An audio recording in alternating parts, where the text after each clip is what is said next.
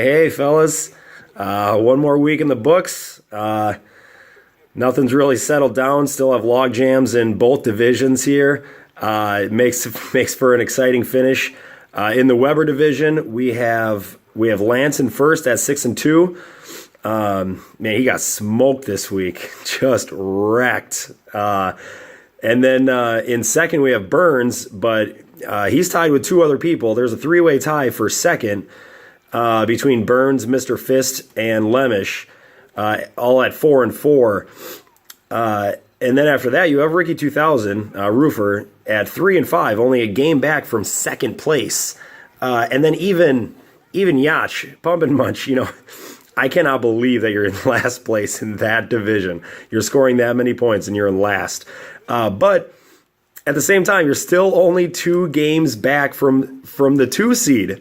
So it just goes to show that still anything can happen. In the Coleman division and our division, we have me and Boggs tied at 6-2. And then we have Evan in third place at 4-4, but he's tied with Lemke at 4-4. And then we have Prusky, Harbaugh's Heroes, at 3-5, only a game back from that third spot. And then you have Weiler.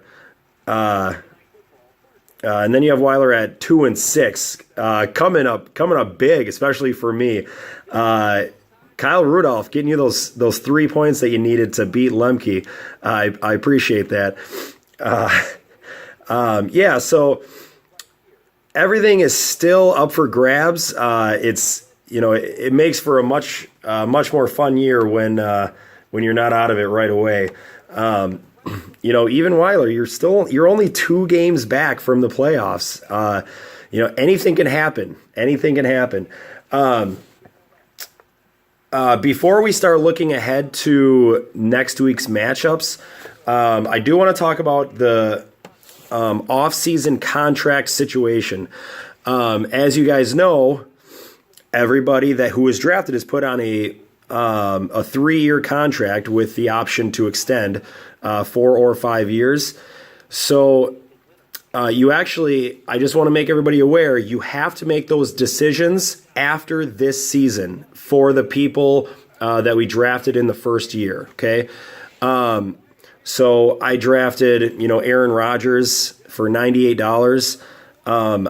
After this year, I need to decide whether or not I'm re-signing him or extending him for a 4th or 5th season. Doing so obviously increases his salary. Now, that increase, though, will not take place until the contract takes place, if that makes sense. If any of you guys have any questions, just hit me up, text me, call me. But let's just say I decide to extend Aaron Rodgers for 1 year. That would be, it'd probably be like $20 or something for 1 year. It'd be really expensive.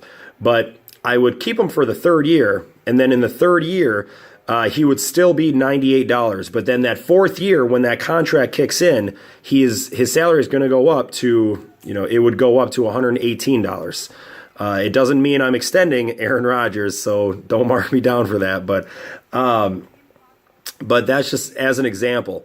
Make sure you guys look at the rule book, look at the percentages, how much it would cost to extend everybody that you want to extend. You have to be mindful of your salary cap. You can't just decide to extend your whole team for 2 more years because you're not going to have enough salary cap. There's people you got to let go, and there's people that you can extend.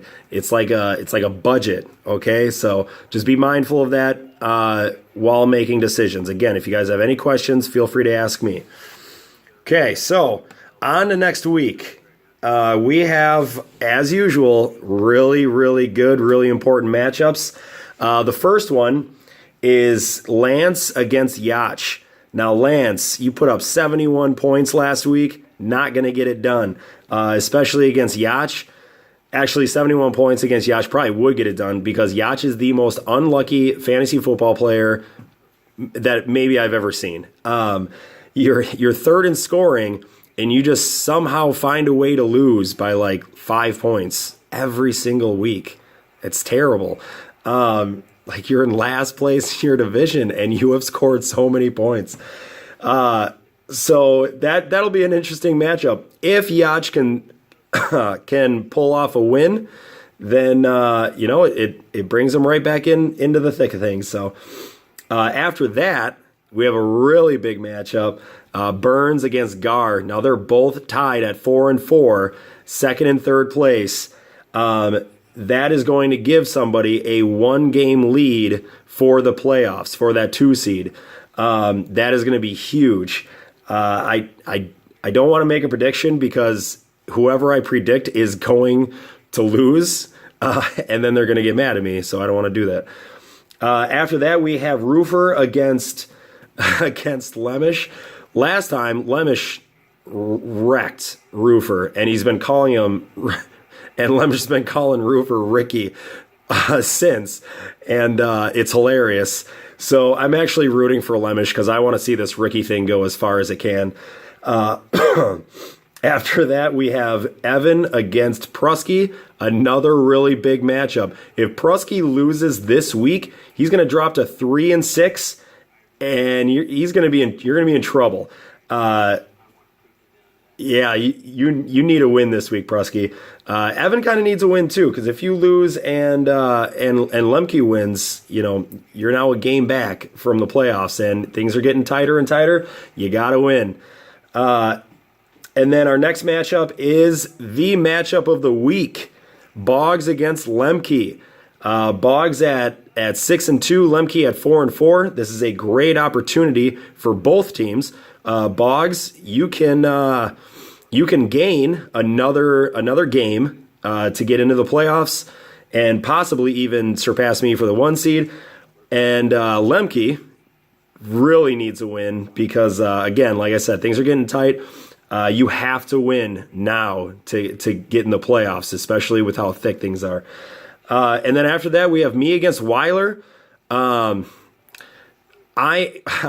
guarantee you, I'm not going to guarantee it, but I think that karma is going to come back and bite me in the ass for all the shit that I've talked to you, Weiler. By the way, your team fucking sucks.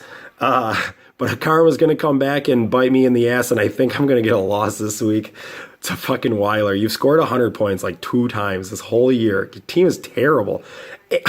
And I also want to say that you benched Derek Carr, who put up 50 points for a hobbling Russell Wilson.